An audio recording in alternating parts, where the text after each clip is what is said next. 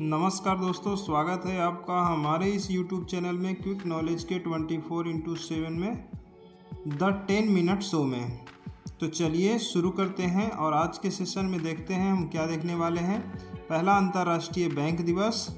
सबसे लंबे बालों का Guinness book of world record किसके नाम हुआ? विश्व का पहला पोर्टेबल हॉस्पिटल।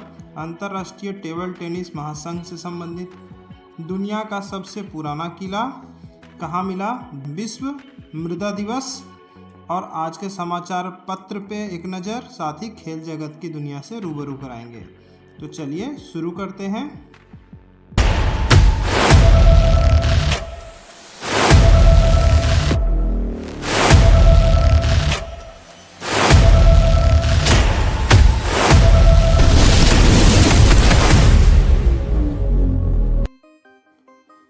पहला हमारा आता है अंतर्राष्ट्रीय बैंक दिवस।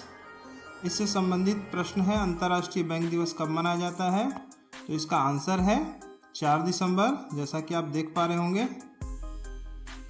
इससे संबंधित तथ्य देख लेते हैं। अंतर्राष्ट्रीय बैंक दिवस 4 दिसंबर को मनाया जाता है।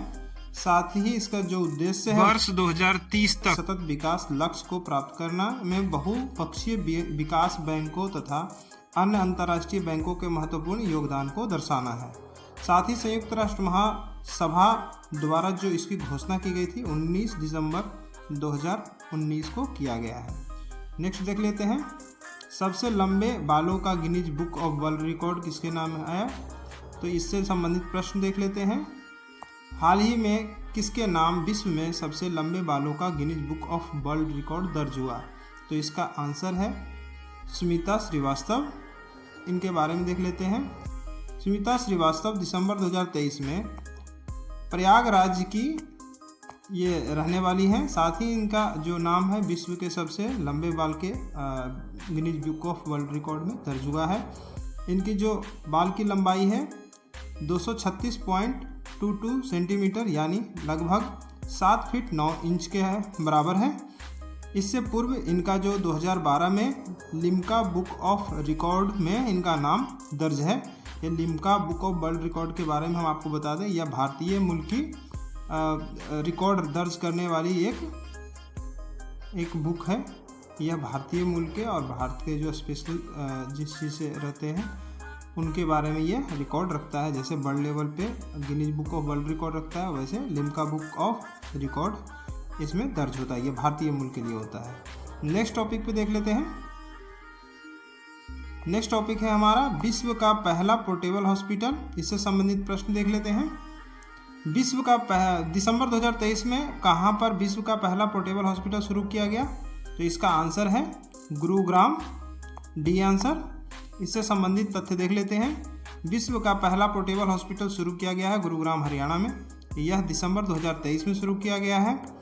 यह एक चलता फिरता हॉस्पिटल है। इसे बनाने में किसी विदेशी जो टेक्नोलॉजी है उसका सहयोग नहीं लिया गया है, अर्थात भारत की ये पूरी तरह से वैज्ञानिक और इंजीनियर के द्वारा यह डिजाइन किया गया है। यह हॉस्पिटल का नाम जो ये इम्पोर्टेंट है, आरोग्य मैत्री क्यूब है। ये आप देख रहे होंगे तस्वीर इसका। नेक्स्ट है विश्व मृदा दिवस।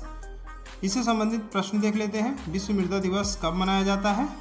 तो इसका आंसर है 5 दिसंबर, सी आंसर। संबंधित तथ्य देख लेते हैं। मुख्य विषय मिट्टी और पानी जीवन का स्रोत है। इसका जो उद्देश्य है मृदा स्वास्थ्य तथा जीवन में मृदा के योगदान के प्रति लोगों में जागरूकता बढ़ाना। दिसंबर 2023 में संयुक्त राष्ट्र महासभा ने इस दिवस को मनाए जाने की घोषणा की थी। मृदा विज्ञान का सर्वोच्च पुरस्कार जो है ग्लिका विश्व मृदा पुरस्कार 2023 का 8वां जो है इस बार ग्लिका विश्व मृदा पुरस्कार 2023 में प्रोफेसर रवि नायडू को दी गई थी। विश्व मृदा दिवस के अवसर पर यह आयोजन हुआ था और इनको प्राप्त हुआ है। इनके बारे में जान लेते हैं। भारतीय मूल के मृदा वैज्ञानिक एवं यूनिवर्सिटी ऑफ न्यूकैसल ऑस्ट्रेलिया में प्रोफेसर रवि नायडू को प्रदान की गई है। यह पुरस्कार अग्रणी रूसी वैज्ञानिक कॉन्स्टेंटिन डी ग्लिंका के नाम पर दिया जाता है। इसकी शुरुआत 2015 में की गई थी। नेक्स्ट टॉपिक देख लेते हैं, दुनिया का सबसे पुराना किला कहाँ प्राप्त हुआ, इससे संबंधित प्रश्न है। तो इसका आंसर है रूस में। इससे संबंधित तथ्य देख लेते हैं। पुरातात्विकों के एक अंतर्राष्ट्रीय दल ने साइबेरिया ब्रैकेट में रूस में एक महत्वपूर्ण किले की खोज की है। इसे विश्व में अब तक का सबसे प्राचीन किला कहा जा रहा है। साथ ही इस किले के जो बंद बस्ती का नाम अमन्या नदी के किनारे मिलने के कारण अमन्या रखा गया है। यह रेडियो कार्बन डेटिंग पद्धति से पता चला है कि इस किले का निर्माण लगभग 8000 साल पहले हुआ था। तो ये है। नेक्स्ट टॉपिक देख लीजिए, अंतर्राष्ट्रीय टेबल टेनिस महासभा फाउंडेशन की गवर्निंग बोर्ड सदस्य के रूप में शामिल पहली भारतीय महिला कौन बनी, तो इससे संबंधित प्रश्न देख लेते हैं। अंतर्राष्ट्रीय टेबल टेनिस महासंघ फाउंडेशन के गवर्निंग बोर्ड सदस्य के रूप में शामिल होने वाली पहली भारतीय मूल की महिला जो है कौन है, तो इसका आंसर है बीटा दानी। इनसे संबंधित तथ्य देख लेते हैं। अंतर्राष्ट्रीय टेबल टेनिस महासंघ की स्थापना वर्ष 1926 में की गई थी। इसका मुख्यालय स्विट्जरलैंड के लुसाने में है स्थित। बीटा दानी और उसके संगठन दानी फाउंडेशन ने भारतीय टेबल टेनिस खेल के क्षेत्र में अहम भूमिका निभाई है। यह चेन्नई फुटबॉल क्लब की सह मालकिन भी है जो इंडियन सुपर लीग में शामिल है। वर्तमान में अंतर्राष्ट्रीय टेबल टेनिस महासंघ फाउंडेशन ITF के अध्यक्ष पेट्रा सोरलिंग हैं। तो ये है। नेक्स्ट टॉपिक देख लेते हैं समाचार पत्र से। मथुरा वृंदावन के वात्सल्य ग्राम स्थित देश का पहला संविद गुरुकुल सैन्य विद्यालय खुला है, जिसे जो मथुरा और वृंदावन आपको मालूम होगा उत्तर प्रदेश में है। इसमें पहला सैन्य बालिका विद्यालय खोला गया है, जो उसमें CBSE पाठ्यक्रम के साथ साथ सैनिक प्रशिक्षण भी दी जाएगी। और वह 1 जनवरी को साध्वी ऋतंबरा के जीवन के 60 वर्ष पूर्ण होने पर आयोजित षष्ठी पूर्ति महोत्सव में रक्षा मंत्री राजनाथ सिंह करेंगे इसकी उद्घाटन। साध्वी ऋतंबरा द्वारा स्थापित वात्सल्य ग्राम परिसर में संविद गुरुकुल बालिका सैन्य विद्यालय आरंभ किया जा रहा है। वात्सल्य ग्राम के प्रवक्ता डॉक्टर उमाशंकर राही ने बताया है कि 120 सीटें इसमें होती है, जिसमें दाखिल जो प्रक्रिया है राष्ट्रीय टेस्टिंग एजेंसी परीक्षा लेती है और 21 जनवरी को लिखित परीक्षा होगी आगामी। इसमें सफल अभ्यर्थी को ही काउंसलिंग के द्वारा इन्हें एडमिशन मिलता है और मेरिट लिस्ट के आधार पर इन्हें एडमिशन मिलेगा इसमें। साथ ही सत्र जो है अप्रैल से शुरू होगा और इसमें 3 कैटेगरी में लड़कियों को बांट के इसकी ट्रेनिंग पूरी की जाती है। साथ ही ये भी बता दें आपको कि इसका जो ट्रेनिंग होगा वह सैनिक और या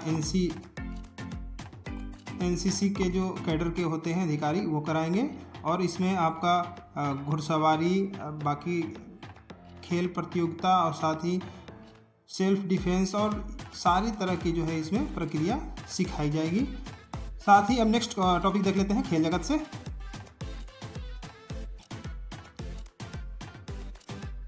खेल जगत से है, शमी के रिप्लेसमेंट के तौर पर आवेश खान को टीम में जगह मिली है। ये हैं आपके शमी और ये हैं आपके आवेश खान। तो इनके बारे में न्यूज़ देख लेते हैं। इंडिया वर्सेस साउथ अफ्रीका के 2 मैचों में टेस्ट सीरीज का आखिरी टेस्ट मैच 3 जनवरी से केप टाउन में खेला जाना है। इस टेस्ट मैच के लिए भारतीय स्क्वाड में एक बदलाव किया गया है।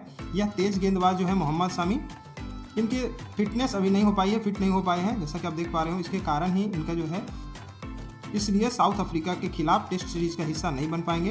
पहले टेस्ट मैच में इनका रिप्लेसमेंट कोई घोषणा नहीं की गई थी, पर बाद में सेंचुरियन टेस्ट में टीम इंडिया की हार के बाद शमी के रिप्लेसमेंट के तौर पर आवेश खान को टीम में जगह मिल गई है। तो ये आपके हैं आवेश खान और ये हैं आपके मोहम्मद शमी। तो धन्यवाद। आई होप आपको वीडियो अच्छा लगा होगा। तो वीडियो को हमारा ज़्यादा से ज़्यादा शेयर करें ताकि मैं और भी आपके लिए वीडियो बना सकूं। धन्यवाद।